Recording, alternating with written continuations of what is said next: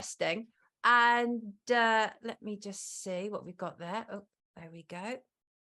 This is Aur from the Daily Squib. You may or may not be familiar with. Here he is. Hello Good morning, there. Hi. Aur.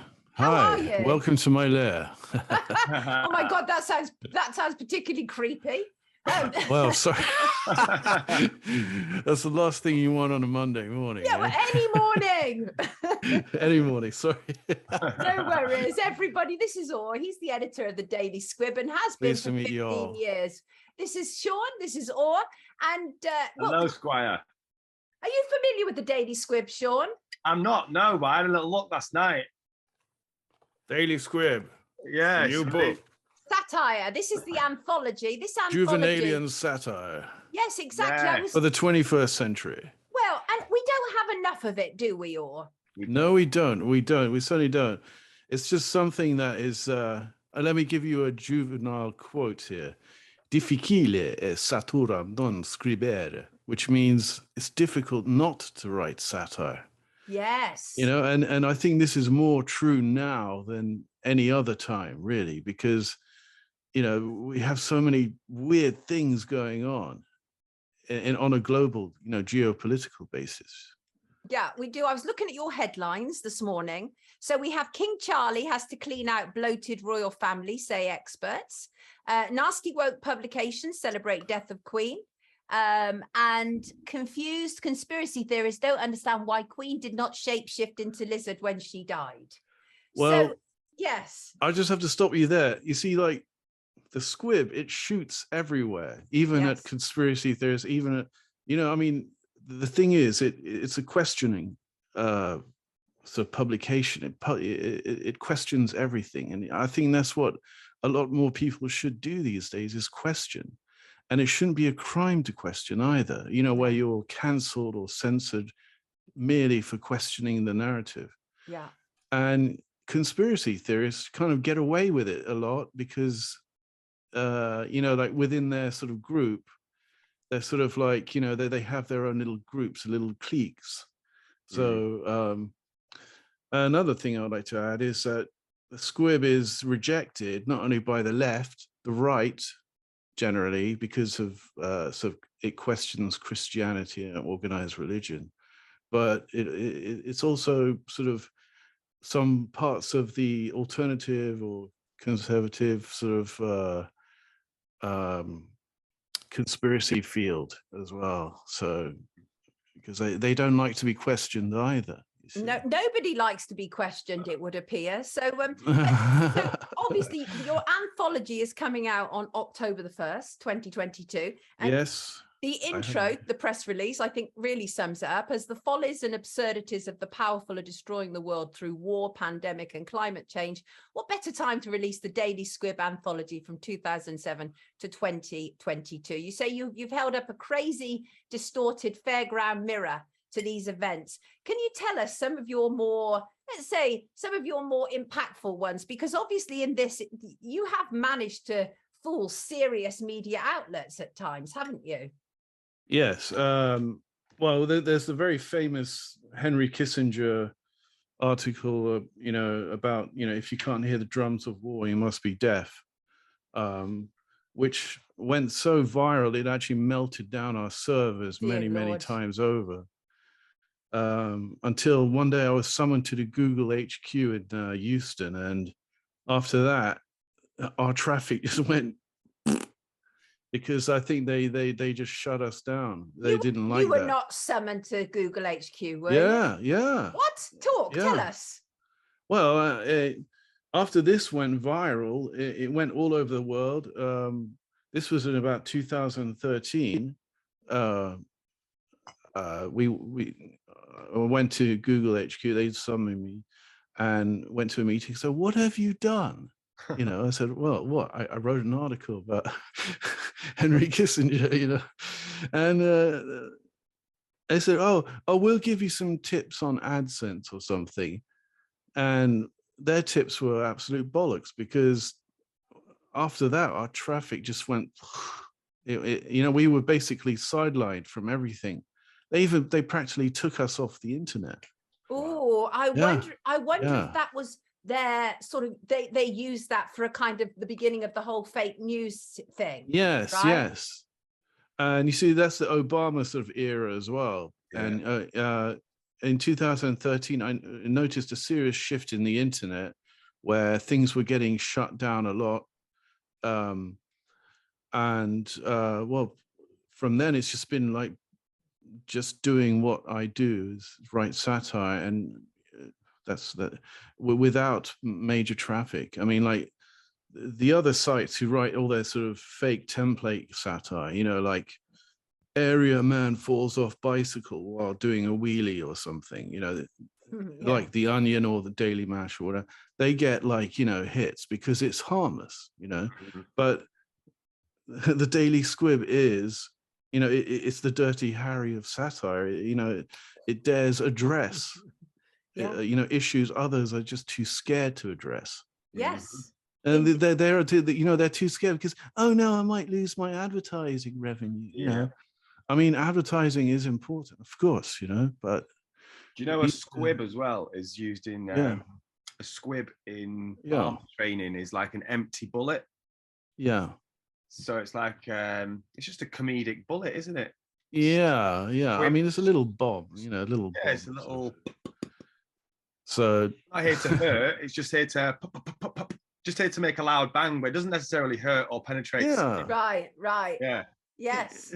It's just the main thesis is to wake people up a bit, you know, because otherwise we all go into a hive mind. You know, everyone has a chip, you know, embedded in their brain. And once that happens, you know, I mean, I even have the article in here. It's like, once that happens, you know, when they switch the chip on, you won't know who you are anymore. And many people don't actually know who they are anyway. What's this chip you're talking about? Are you talking metaphorically? Well, you know, well, no, look, first they get you started off with a mobile phones. You can't do anything without your smartphone, can you? No. Then they're sort of, you know, getting you into this watches, new wearables, VR glasses. You know, that you're going to have the glasses, you're going to have the contact lenses, and what's the Zuckerberg thing? Then Facebook. Oh yes. Oh yeah, like Meta. Yeah. The Meta, you know, world of Zuckerberg, which will be a dystopian nightmare of beyond belief. So once they get that in, people won't be able to do without that, and then people just go, okay, well, let's go one little step forward. It's the, you know, totalitarian tiptoe, as Mr. Ike always little. Right. What controversies have you been caught in, aside from the Google thing, etc.? I mean, you must generate enemies for what you do. Yes. The recent Russian incursion into Ukraine, I wrote quite a lot of stories about Putin, and also I've written stuff about China, which personally I detest totalitarian regimes, like China, communism, fascism, and the other end as well. Therefore, I received phone calls from people, you know, from nowhere. I don't know how they get my number, sort of shouting Russian down the line or Chinese, and you don't know what they're saying. But you get emails, you get texts. But it doesn't stop you. I mean, otherwise you wouldn't have published an anthology. Yes, I mean, it's right here. Be found on www.curtis-press.com. Indeed, published by Curtis Press. Indeed. Yes, indeed. brilliant. Neil is the guy. Neil's there. fabulous. We love Neil. Brilliant guy. Yes, exactly. So, well, I mean, the thing is, there's no algorithm for satire. I don't think these little, you know, these tech guys in San Francisco, you know, little boys or girls, whatever they are, they just don't get it. No. And well, for Juvenalian satire, which is, you know, it's like the George Orwell 1984, which the book is even in fact being, you know, wokeified as well. What do you mean? I don't know if you've heard about that. No, what do you mean? Well, they're basically republishing the book in you know, it's been sort of censored, and the words changed and things just for the woke generation. What, your book? This No. anthology? Oh. George I Orwell's see. 1984. Oh, no, I hadn't heard about that. Stop Wake it. up. Stop it. You're telling me they are editing 1984? Yes. That's ridiculous. Yes, for the woke era. Oh. Yes, because obviously the original book offends them because it's showing them what they're doing, and they don't like that, you see. So, you know what I mean? Also, the book is it's a very sort of interesting take on use of like the Hegelian dialectic, you know, which of course is problem, action, solution. Problem, reaction, solution. Yes. So, I mean, if you consider the fact that you own all sides of the coin, you know, you can't lose. Yeah. And that's what they generally have. They have a system now. They've got their hands in China. They even have their hands in the hierarchy of Russia, of course, and other places. And they are using these areas to create problems, which they will, obviously, there will be a reaction from the people who see their food prices going up, see everything going crazy. And that's, you know, finally they'll come up with a solution, which is the Great Reset. Yes. As we all, you know, which will happen. And the way that the Daily Squib looks at it is, it's not a popular thing amongst the Christians who are all into the sort of preserving population.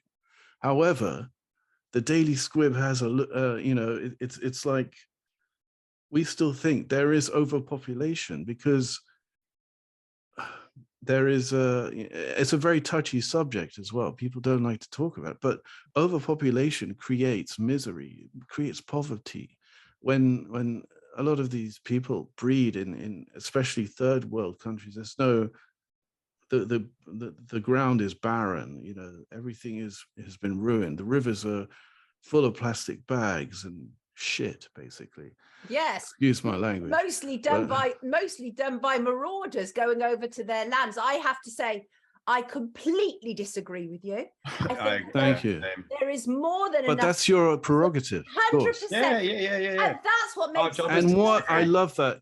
You see, we should be allowed to disagree with each other. 100%. And not cancel. I'm not going to cancel you right now and switch it off. Yeah. You know, that's what they're doing to people. Yeah. And it really riles me because, you know, there are real people out here with real passion for what they're doing, and they have a message, as I do, and we are basically being cancelled. I mean, I'm shadow banned on Twitter. Daily Squib is shadow banned. So if no one can see us on search, now there are people on Twitter going, saying that their account is the Daily Squib, and they're getting sort of fans or whatever they're called.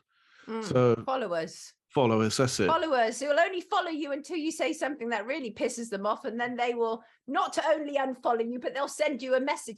You should see some of the tweets I've had. Well, I mean, it's ridiculous. One guy told me that he'd rape me if he fancied me. I mean, that's why I can't use Twitter.